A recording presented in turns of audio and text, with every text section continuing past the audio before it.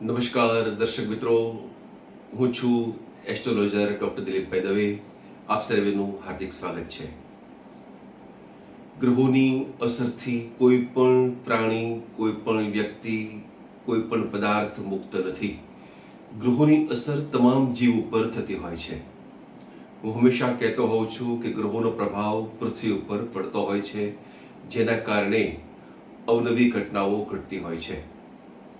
આપણે સૌ જાણીએ છીએ કે ગુરુ મહારાજ વૃષભ રાશિમાં ભ્રમણ કરતા હતા. એ ફરતા ફરતા 14 તારીખે એટલે કે 14 મે 2025ના દિવસે રાત્રે 10:35 મિથુન રાશિમાં આવી ચૂક્યા છે.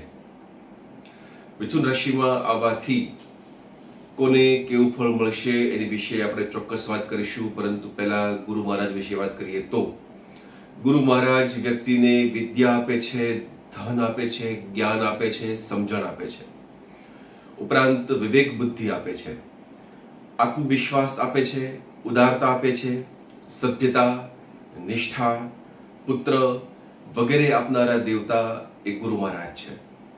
ગુરુ મહારાજની જેની ઉપર કૃપા થાય એ લોકો નિષ્ઠાવાળા, પ્રમાણિક, આત્મવિશ્વાસુ, નીડર, ધનવાન, પુત્રવાન, વિદ્યાવાન હોય છે. ગુરુ મહારાજ ફરતા ફરતા 14મી મે 2025ના દિવસે રાત્રે 10:35 મિથુન રાશિમાં આવી ચૂક્યા છે. જે 18-10-25ના દિવસે અતિચારી બનીને એટલે કે એમની ઝડપ વધારીને કર્ક રાશિમાં આવશે. પાછા વક્ર ગતિથી એ ચાલતા ચાલતા મિથુન રાશિમાં આવવાના છે. 5-12-25ના દિવસે 5-12-25ના દિવસે પાછા મિથુન રાશિમાં આવીને 1 જૂન 2026 સુધી એ મિથુન રાશિમાં રહેવાના છે.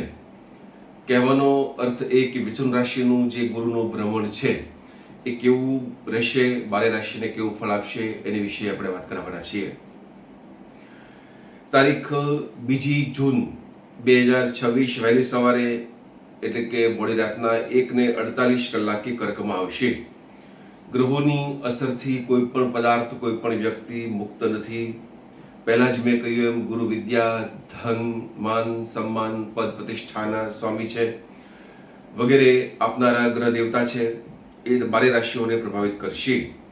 ગુરુને 3 દ્રષ્ટિઓ હોય છે, 5મી, 7મી અને 9મી. ગુરુ જે રાશિમાં બેસે ત્યાંથી 5મા સ્થાને, 7મા સ્થાને અને 9મા સ્થાને પૂર્ણ દ્રષ્ટિ કરતા હોય છે. ધન રાશિ અને મીન રાશિના અધિપતિ ગુરુ છે. ગુરુ જ્યારે ફરતા ફરતા કર્કમાં આવે છે ત્યારે એ ઉચ્ચના બને છે, મકરમાં આવે ત્યારે એ નીચના બને છે. 5મે, 7મે અને 9મે પૂર્ણ દ્રષ્ટિ પડવાથી ત્યાં પણ એનો પ્રભાવ પૂર્ણ રીતે આપણને જોવા મળતો હોય છે. હવે જોઈએ ગુરુનો પ્રભાવ કેવો પડશે, કઈ રીતે પડશે. આપણે વાત કરવાના છીએ તુલા રાશિના જાતકો માટે ગુરુનું મિથુન રાશિમાં ભ્રમણ કેવું રહેશે. સૌથી પહેલા તમે મારી ચેનલને સબસ્ક્રાઇબ ન કરી હોય તો અવશ્ય કરી લેજો. વિડીયોને લાઈક કરજો, શેર કરજો, તમારા તમામ મિત્રોને અન્ય વોટ્સએપ ગ્રુપમાં એમને મોકલજો. તુલા રાશિના જાતકો માટે વાત કરીએ તો ગુરુ તમારા 9મા ભાગ્ય સ્થાને પસાર થવાનો છે. તમારા ભાગ્યનો એ ઉદય થવાનો છે, ભાગ્યોદય થવાનો છે. તમારા માટે સારું ફળ લઈને ગુરુ મહારાજ આવી રહ્યા છે. જે લોકો વિદ્યાર્થી અવસ્થામાં છે, અભ્યાસની અવસ્થામાં છે, તેવા મિત્રો માટે સારી એવી તક સર્જાવાની છે. તમારે માટે સમય અનુકૂળ છે. તમારે અભ્યાસમાં આગળ વધવું છે અથવા તો નવા કોઈ કોર્સ કરવા છે, એડવાન્સ કોર્સમાં જવું છે, તમારા માટે સમય સાનુકૂળ છે.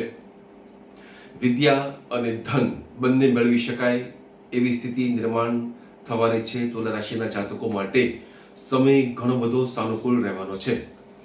તમારો માનસિક વિકાસ થશે, તમારી વિચાર શક્તિમાં સુધારો થશે, ઉપરાંત મનમાં રહેલા વિકાસના વિચારો એ હવે અમલમાં તમે મૂકી શકશો.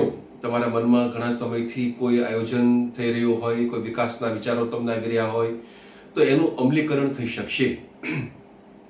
તમારું આચરણ સુધરશે, ઉપરાંત વૈચારિક ક્રાંતિ તમે કરી શકશો. તમારા મનમાં પોઝિટિવ વિચારો આવવાના છે, સકારાત્મક વિચારો આવવાના છે. તમારું આરોગ્ય સુધરશે, ઉપરાંત તમને સારો એવો ધન લાભ પણ થવાનો છે. ગુરુ મહારાજ તમને સારો એવો ફાયદો કરીને જવાના છે. તમારા સાહસમાં વધારો થાય, તમારું પરાક્રમ જે છે એ તમે બતાવી શકશો, સાહસ વૃત્તિ તમારી વધશે અને તમે ધંધામાં નવા સાહસ કરશો તો ચોક્કસ એમાં તમે સિદ્ધિ પણ મેળવી શકો એવા અહીંયા સંજોગો નિર્માણ થઈ રહ્યા છે. જન્મના ગ્રહોનો તમને સાથ મળશે, ચોક્કસ તમે સારી એવી સફળતા પ્રાપ્ત કરી શકશો. તમને શેરબજારમાં જૂના રોકાણોથી ફાયદો થઈ શકે છે, તમને લાભ થઈ શકે છે. નવા રોકાણ તમે કરી શકો છો, નવું નાણાકીય સાહસ તમને ફાયદો કરાવશે. સંતાનોથી ખાસ કરીને તમને શુભ સમાચાર મળી શકે છે, સંતાનનો વિકાસ થઈ શકે છે, એમને સારો એવો ફાયદો થઈ શકે છે. એકંદરે ગુરુ મહારાજ તમને ઘણું બધું શુભ ફળ આપીને જવાના છે, તમને સારું ફળ આપીને જવાના છે. તમે કોઈ પૈતૃક સંપત્તિના વિવાદમાં હશો તો એમાંથી પણ તમને બહાર નીકળવાનો માર્ગ મળશે. તમારો આધ્યાત્મિક વિકાસ થશે, તમારો માનસિક વિકાસ થશે અને આર્થિક વિકાસ પણ થશે. ગુરુ મહારાજ તમને સારું ફળ આપશે. દર્શક મિત્રો, ફરી પાછા મળશું. રજા આપશો. જય શ્રી કૃષ્ણ. જય સિયારામ. નમસ્કાર.